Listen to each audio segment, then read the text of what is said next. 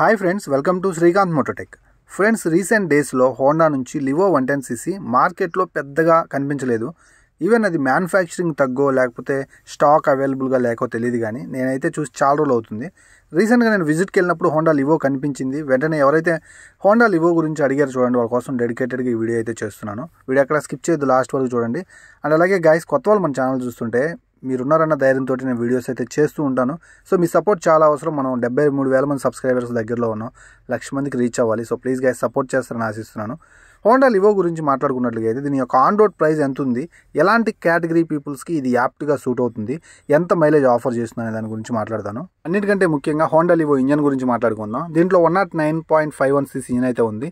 Single cylinder four stroke fuel injection system కలిగినటువంటి air cooled engine offer చేస్తున్నారు. E20 capable BS6 Phase 2కి upgrade అయినటువంటి engine అనమాట.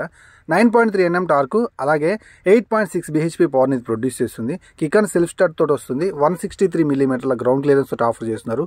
Heal and toe shifter provide చేస్తున్నారు. అలాగే మనకి ఇది 4-స్పీడ్ మాన్యువల్ గేర్ బాక్స్ తోటి ఆఫర్ చేస్తున్నారు. Side stand auto cut off feature లాంటి అధునాతనమైనటువంటి ఫీచర్ కూడా ఉంది. సేమ్ ఇదే ఇంజన్ తోటి మనకి హోండా కంపెనీ నుంచే హోండా 110 డ్రీమ్ డీలక్స్ కూడా ఉంది. బట్ అది కంప్లీట్గా ఫ్లాట్ ఫ్యామిలీ ఓరియంటెడ్ వెహికల్. ఇది కొంచెం యూత్ని టార్గెట్ చేస్తూ వచ్చినటువంటి ఒక మంచి స్పోర్టియర్ సెగ్మెంట్ 110cc వెహికల్ అని చెప్పొచ్చు. ట్యాంక్ కౌల్స్ ముందుకి చాలా చక్కగా డ్రా చేయబడ్డాయి కాబట్టి సో యూత్ కొంచెం ఇష్టపడతారు. అండ్ రిఫైన్డ్ ఇంజన్ ఉంటుంది. ఈ ఇంజన్ ట్యూనింగ్ తోటి మీరు 60 నుంచి 70 కిలోమీటర్ల సిటీలో కావచ్చు, హైవే మీద కావచ్చు కమ్యూట్ చేయొచ్చు అనమాట.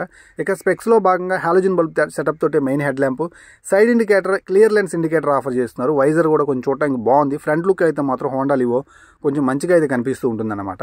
ఇక 80/100 సెక్షన్ టైర్ కనిపిస్తూ ఉంది. 5 స్పోక్ అలాయ్ వీల్స్ తోటి వస్తుంది. 130 mm డ్రమ్ బ్రేక్ అయితే ఉంటుందన్నమాట. సో మనకి రేడియల్ టైర్స్, ట్యూబ్లెస్ టైర్స్ అనమాట. CBS కాంబీ బ్రేక్ తో వర్క్ అవుతుంది కాబట్టి బ్యాక్ సైడ్ బ్రేక్ నొక్కితే ఫ్రంట్ బ్రేక్ కూడా ఆటోమేటిక్గా 30% అప్లై అవుతుంది కాబట్టి త్వరగా వెహికల్ ఆగిపోయే ఛాన్స్ అయితే ఉంది. అండ్ 33 mm టెలిస్కోపిక్ ఫోర్క్లు అయితే మనకి ఫ్రంట్ సస్పెన్షన్ గా ఆఫర్ చేస్తున్నారు. సస్పెన్షన్ కూడా ఎనాఫ్ అని చెప్పొచ్చు. అలాగే దీంట్లో మనకి సెమీ డిజిటల్ కన్సోల్ అయితే ఆఫర్ చేస్తున్నారు. లెఫ్ట్ సైడ్ మీకు స్పీడోమీటర్ కనిపిస్తుంటే, రైట్ సైడ్ టైము, అలాగే మనకి ఫ్యూల్ ఇండికేటర్, మనకి అలాగే ట్రిప్ కనిపిస్తుంది అనమాట. ట్రిప్ సెట్ చేసుకోవడానికి మీకు ఒక చిన్న బటన్ కనిపిస్తుంది.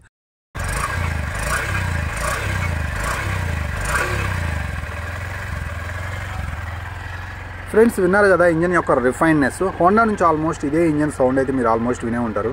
ఇక్కడ మనకి ఇంజన్ కిల్ స్విచ్ కూడా ప్రొవైడ్ చేశారు. ఇదే స్టార్ట్ స్టాప్ బటన్ లాగా కూడా యాక్ట్ అవుతుంది అనమాట. 110cc ఇది ఇవ్వటం చాలా మంచి విషయం అని చెప్పొచ్చు. సో అలాగే మనకి సింగిల్ పీస్ హ్యాండిల్ బార్ అయితే ప్రొవైడ్ చేస్తున్నారు. సైడ్ ఇండికేటర్ లైట్స్కి, హై బీమ్, లో బీమ్కి, హారన్కి ఇక్కడ మనకి బటన్స్ అయితే కనిపిస్తూ ఉన్నాయి. సో యావరేజ్ క్వాలిటీతో అయితే బటన్స్ అయితే మనం చూడొచ్చు. సింగిల్ పీస్ హ్యాండిల్ బార్ కొంచెం వైడ్గా ఉండటం వల్ల కాన్ఫిడెంట్గా పట్టుకొని అయితే ట్రావెల్ చేయొచ్చు. 9 లీటర్స్ ఫ్యూయల్ ట్యాంక్ అయితే ఉంది. సో ఈ వెహికల్కి సరిపోతుంది. E20 క్యాపబుల్ ఇంజన్ అని మనకు అర్థమయ్యే విధంగా E20 సింబల్ అయితే ఇక్కడ చూడొచ్చు. E20 సింబల్ ఉందంటే ఖచ్చితంగా E20 పెట్రోల్ కొట్టుకోవడానికి ట్రై చేయండి. ఇప్పుడు అన్ని పెట్రోల్ బంకుల్లో అవైలబుల్గా ఉంది.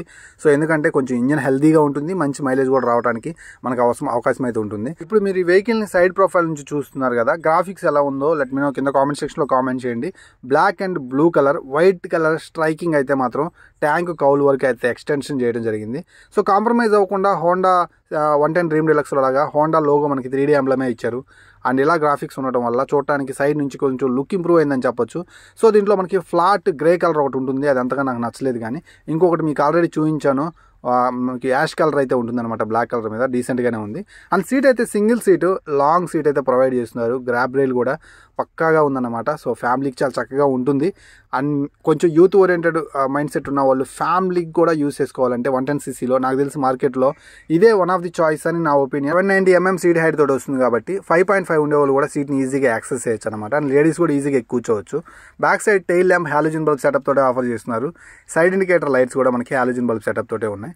సో ఈ వెహికల్ని వీళ్ళు ముందుకు తీసుకెళ్తే బెటర్ అని నా opinion. And like technology wise కూడా అప్గ్రేడ్ చేస్తే బాగుండని నా ఒపీనియన్ 2025లో. బ్యాక్ సైడ్ కూడా సేమ్ టైర్, 80/100 సెక్షన్ టైర్ అయితే వస్తుంది. 130 mm డ్రమ్ బ్రేక్ అయితే ఉంటుంది. 5 స్టెప్ అడ్జస్టబుల్ హైడ్రాలిక్ సస్పెన్షన్ అయితే ఉంటుంది అన్నమాట. Back side suspension and quality everything కూడా హోండా నుంచి అప్ టు ద మార్క్ అయితే ఉంది. ఫిట్ అండ్ ఫినిషింగ్ కూడా చాలా బాగుంది. అండ్ బిల్డ్ క్వాలిటీ మీరు సైడ్ నుంచి చూడొచ్చు. శారీ గార్డ్ చక్కగా కనిపిస్తుంది. కాస్త వైట్ స్పేస్ తీసుకుని ఉంది కాబట్టి నా శారీ అలా లోపలికి వెళ్ళే ఛాన్స్ అయితే ఇంకేం లేదన్నమాట. సో కావాలంటే మీరు అడ్జస్టబుల్ సస్పెన్షన్ అయితే మీరు చూడొచ్చు, కావాలంటే అడ్జస్ట్ చేసుకోవచ్చు అనమాట. అండ్ ఇక సైడ్ నుంచి చూసినట్లయితే సైలెన్సర్ మీద స్టీల్ క్రోమ్ ఫినిషింగ్ తోటి లుక్ కాస్త ఎన్హాన్సివ్గా కనిపిస్తుంది.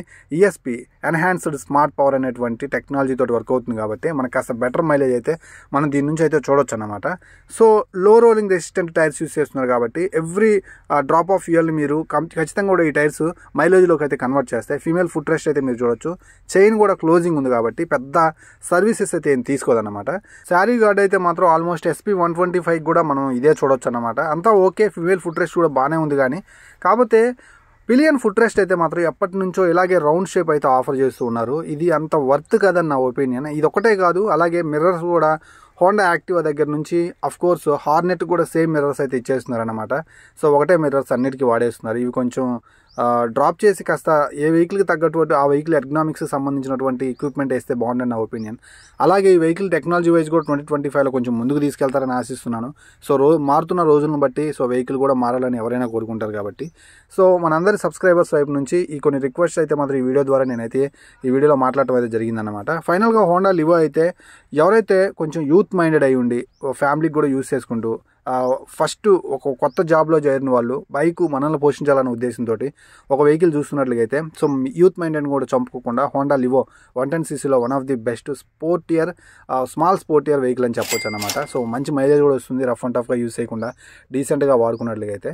సో ఇది హోండా లివో మీద ఈరోజు నా రివ్యూ. సో మీరేమనుకుంటున్నారు హోండా లివో గురించి?